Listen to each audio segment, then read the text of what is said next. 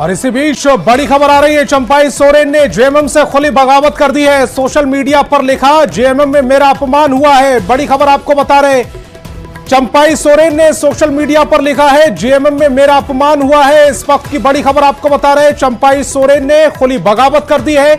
News 18 Bihar Jharkhand लगातार सूत्रों के हवाले से खबर बता रहा था कि जेएमएम से किनारा करने वाले हैं चंपाई सोरेन, लेकिन अब इसकी लगभग पुष्टि होती हुई दिख रही है, क्योंकि सोशल मीडिया पर खुद चंपाई सोरेन ने लिख दिया है, जेएमएम में मेरा अपमान हुआ है। इस वक्त की बड़ी खबर आपको बता रहे हैं, चंपाई सोरेन ने खुली बगावत कर दी है, जेएमएम में मेरा अपमान हुआ है। सोशल मीडिया पर चंपाई सोरेन ने लिखा है। हालांकि न्यूज 18 बिहार झारखंड लगातार ये खबर चला रहा है कि चंपाई सोरेन बीजेपी के संपर्क में है। ऐसी उम्मीदें जताई जा रही हैं कि वो बीजेपी में को ज्वाइन कर सकते हैं, बीजेपी का दामन थाम सकते हैं, लेकिन चंपाई सोरेन स्पष्ट तौर पर अब तक कुछ भी कहने से बच रहे थे। जब भी उनसे न्यूज 18 बिहार झारखंड ने सवाल किया तो वो टाल मटोल करते हुए जवाब दे रहे थे, लेकिन अब उन्होंने सोशल मीडिया पर साफ लिख दिया है, जेएमएम में मेरा अपमान हुआ है। एक तरह से चंपाई सोरेन ने जेएमएम से खुली बगावत कर दी है। बड़ी खबर आपको बता रहे हैं, चंपाई सोरेन ने खुली बगावत की है, जेएमएम में मेरा अपमान हुआ है। सोशल मीडिया पर यह चंपाई सोरेन ने लिखा है। न्यूज 18 बिहार झारखंड लगातार इस खबर को प्रमुखता से दिखा रहा है, क्योंकि चंपाई सोरेन से लगातार बीजेपी के नेता संपर्क करने की कोशिश कर रहे थे। दिवाकर तिवारी हमारे झारखंड के ब्यूरो चीफ फोन लाइन पर जुड़ रहे हैं। दिवाकर जी, जैसी उम्मीदें थी लगभग वैसा ही पोस्ट हुआ है, जेएमएम में मेरा अपमान हुआ है। सोशल मीडिया पर चंपाई सोरेन ने लिख दिया और यह बगावती तेवर दिखा रहा है। देखिए, ये हम सुबह से ही इस बात की ओर इशारा कर रहे थे कि लगातार जो है चंपाई सोरेन अपने जो दर्द है उसको संभालने की कोशिश कर रहे थे। उनके अंदर नाराजगी थी और नाराजगी उस दिन से शुरू हुई जब चंपाई सोरेन को जानकारी दिए बगैर विधायक दल की बैठक बुलाई गई थी और चंपाई सोरेन को बैठक में शामिल होने तक जो है बैठक के एजेंडा के बारे में कोई जानकारी नहीं उन्हें मिली थी।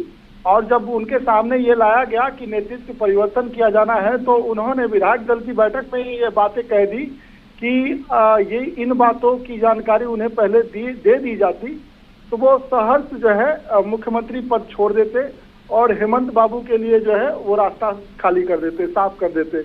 लेकिन जो है उनको जानकारी नहीं दी गई और इस बात की नाराजगी को लेकर वो सीधे अपने आवास पर रवाना हो गए थे।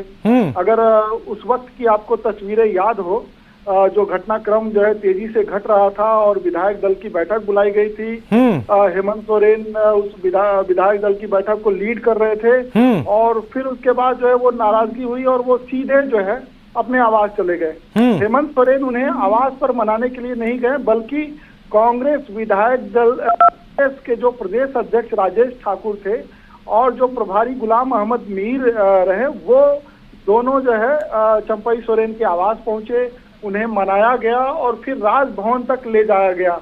क्योंकि एक प्रक्रिया होती है कि जो निवर्तमान मुख्यमंत्री है वो अपने पद से इस्तीफा देगा, फिर विधायक दल के नेता का चयन होगा और फिर सरकार बनाने की जो है दिवाकर जी, मैं आपके पास आऊंगा। प्रतुल सहदेव बीजेपी के प्रवक्ता हमारे साथ फोन लाइन पर जुड़ रहे हैं। सहदेव जी, जिस तरह से कयास लगाए जा रहे थे, आप लगातार संपर्क करने की कोशिश कर रही थी, बीजेपी लगातार संपर्क करने की कोशिश कर रही थी, लेकिन चंपाई सोरेन ये स्पष्ट नहीं कर रहे थे कि वो बीजेपी ज्वाइन कर सकते हैं।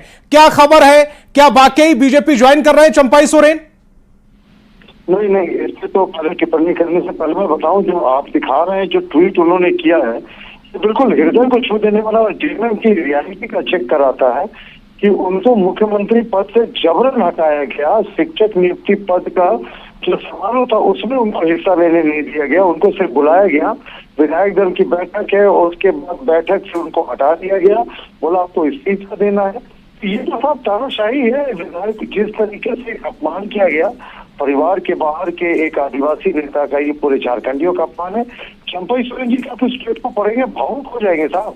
किस तरीके से एक आदिवासी बेटा जिसने सर्वस्व न्यौछावर कर दिया, जो झारखंड मुक्ति मोर्चा के सबसे बड़े नेता शिबू सोरेन के समकक्ष का नेता है, उन्हीं की उम्र का नेता है, उसको उन्होंने बेइज्जत कर दिया सत्ता के लिए। उनके पुत्र की उम्र के हेमंत सोरेन ने ये सच में जेएमएम का इंटरनल पॉलिटिक्स को पूरे तरीके से एक्सपोज करता है। जो इन्होंने कहा था स्वेच्छा से इस्तीफा दिया, इन्होंने तो कहा मेरे अंतिम 2 दिन के कार्यक्रम रद्द करा दिए गए, और जब मैंने कहा नहीं मैं शिक्षक नियुक्ति पद में जाऊंगा तो मुझे मना कर दिया गया। अब मुख्यमंत्री को कोई मना कर रहा है, तो आप सोचिए कि राज्य में मुख्यमंत्री के रहते चीफ मिनिस्टर थे हेमंत सोरेन। तो प्रतुल जी, क्या आपकी तरफ से संपर्क किया जा रहा है चंपाई सोरेन से?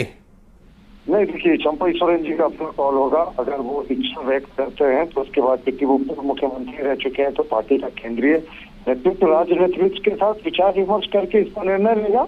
लेकिन अब उनको करना है, लेकिन आप पहले देखें उनके इस पोस्ट ने पूरे तरीके से जेएमएम के इंटरनल पॉलिटिक्स को सामने ले आया था। कोई सीनियरिटी का कोई वहाँ मान सम्मान नहीं। 5 महीने उन्होंने सत्ता चलाई और बेहतर सत्ता देने का प्रयास किया, जैसा उन्होंने खुद बेहतर प्रशासन उन्होंने दिया। लेकिन मैं आपसे ये समझना चाह रहा हूं, अगर चंपाई सोरेन इधर आ जाते हैं, बीजेपी के पाले में आ जाते हैं, तो कौन सा ओहदा देंगे? क्या उन्हें आप सीएम फेस बनाएंगे?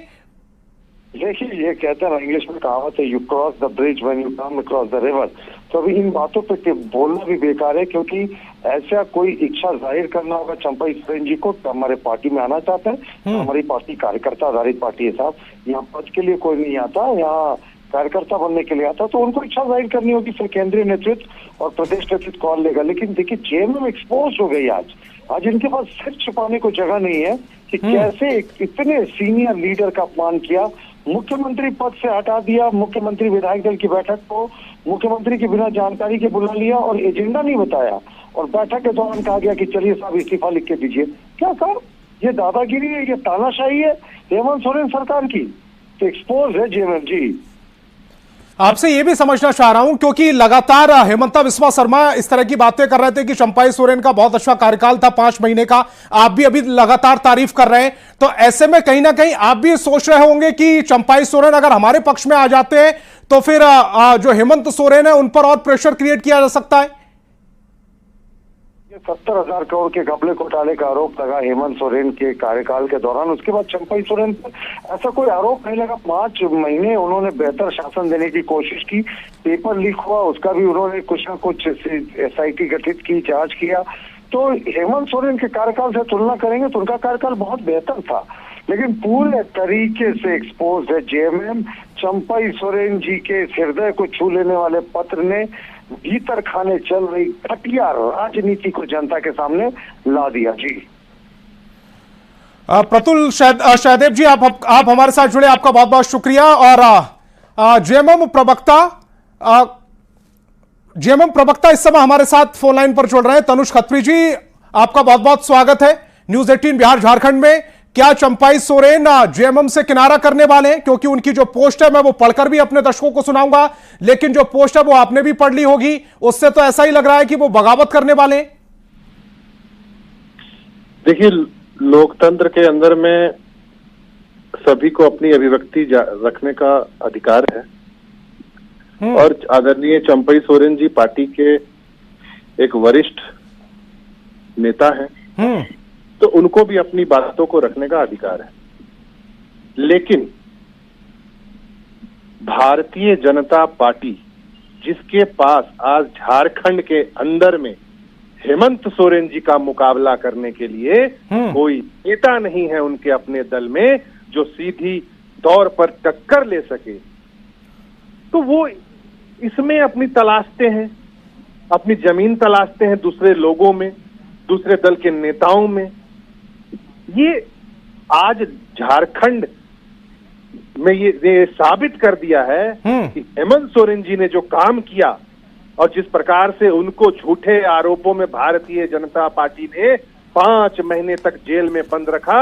अब तो चुनाव होने हैं ना, और बिल्कुल आज हेमंत सोरेन जी ने ऐलान कर दिया कि तुम चुनाव की घंटी बजा दो, कल बजाते हो तो। लेकिन सर, उससे पहले अपना कुनबा भी तो संभालना पड़ेगा। जिस तरह से कुनबा बिखरता जा रहा है उस पर भी हम आएंगे, आप हमारे साथ बने रहिए। लेकिन जो चंपाई सोरेन है उन्होंने सोशल मीडिया पर क्या कुछ लिखा है वो अपने दर्शकों को हम एक बार दिखा देते। क्या कुछ कहा है उन्होंने। जोहार साथियों, आज समाचार देखने के बाद आप सभी के मन में कई सवाल उमड़ रहे होंगे। आखिर ऐसा क्या हुआ जिसने कोल्हान के एक छोटे से गांव में रहने वाले एक गरीब किसान के बेटे को इस मोड़ पर लाकर खड़ा कर दिया है। अपने सार्वजनिक जीवन की शुरुआत में औद्योगिक घरानों के खिलाफ मजदूरों की आवाज